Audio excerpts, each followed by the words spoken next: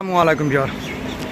অনেকে জানার ইচ্ছা যেহেতু আজকে 5 তারিখ আর সারা দেশে এক ধরনের কারফিউ চলছে, তাই বেনাপোল বর্ডারের কী অবস্থা। তো যদি বেনাপোল বর্ডারের অবস্থা দেখেন, আজকে কিন্তু যাত্রীর আনাগোনা দেখা যাচ্ছে না। সকালে কিছু দেখা গিয়েছিল, আর যেহেতু বাসটা সার্ভিস বন্ধ আছে অর্থাৎ ছাড়তেছে না, সেক্ষেত্রে কিন্তু কিছু যাত্রী অর্থাৎ ইন্ডিয়াতে অনেকে আটকেছিল, হয়তো ভিসার কারণে হোক যাই হোক, এমার্জেন্সি বেরোনোর দরকার, তারা কিন্তু বেরোচ্ছে টুকটাক। যদি লক্ষ্য করেন কিছু লোক দেখা যাচ্ছে বিভিন্ন রকম লোকালভাবে চলে যাচ্ছে অনেকে, কিন্তু অধিকাংশ লক্ষ্য করা যাচ্ছে লোকজন ঢুকতেছেই না, পুরোপুরি ফাঁকাই বলতে পারেন, কারফিউ টাইপের মতন আর কি, সবাই ফাঁকা। তো অনেকের হয়তো জানার ইচ্ছা আছে বেনাপোল বর্ডার, অনেকেই দেখি বিভিন্ন রকম কমেন্ট করতেছিল যে ভাই বেনাপোল বর্ডার বন্ধ থাকবে কিনা।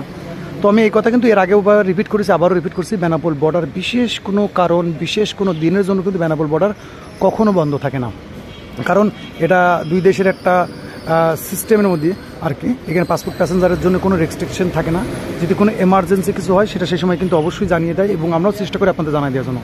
তো বেনাপোল বর্ডার প্রতিদিন কিন্তু সকাল 6:30 থেকে ওপেন এবং সন্ধ্যে 6:30 ক্লোজ হয়। তো আজও কিন্তু বেনাপোল বর্ডার ওপেন আছে, খোলা আছে, যদি আপনি যান কোনো সমস্যা না, আসেন কোনো সমস্যা নাই।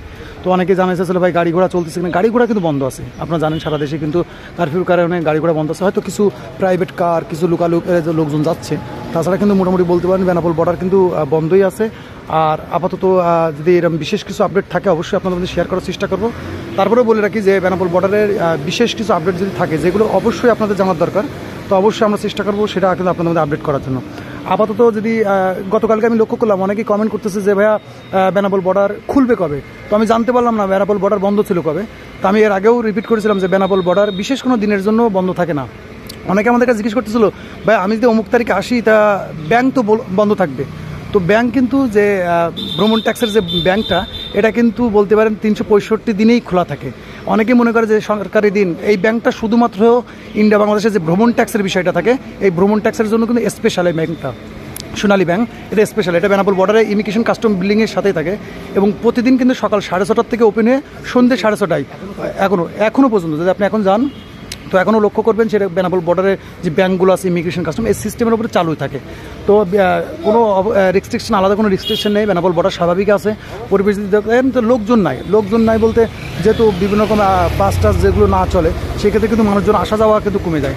তো সেক্ষেত্রে বেনাপোল বর্ডার আলহামদুলিল্লাহ আছে লোকজন, কিছু লোক যাদের এমার্জেন্সি আছে হয়তো তারা বেরোচ্ছে, আর তাছাড়া আপাতত মনে করেন বলতে পারেন যে এক ধরনের বন্ধই আছে, লোকজন আসা যাওয়া করতেছে, যাদের প্রয়োজন আছে হয়তো যাচ্ছে, তারা আসবে। তো এমার্জেন্সি কোনো যদি আপডেট থাকে যে ইন্ডিয়াতে যাওয়া যাচ্ছে না, ইন্ডিয়াতে আসা যাচ্ছে না, এমন ইম্পর্টেন্ট কোনো আপডেট থাকলে অবশ্যই আপনাদের শেয়ার করবো। আর কারণ আপনারা জানেন অনেক সময় ইন্টারনেট বন্ধ থাকতেছে, ফেসবুক বলেন ইউটিউবে ঢোকা যাচ্ছে না, এই জন্য প্রতিনিয়ত আপডেটগুলো কিন্তু আপনাদের শেয়ার করতে পারছি না। তো ইনশাল্লাহ চেষ্টা করবো যদি ইম্পর্টেন্ট কিছু আপডেট থাকে সেটা কিন্তু অবশ্যই আপনাদের শেয়ার করবো। তো এই ছিল বেনাপোল বর্ডারের ছোট্ট কিছু আপডেট। ততক্ষণ ভালো থাকবেন এবং নিজের খেয়াল রাখবেন। আল্লাহ হাফেজ।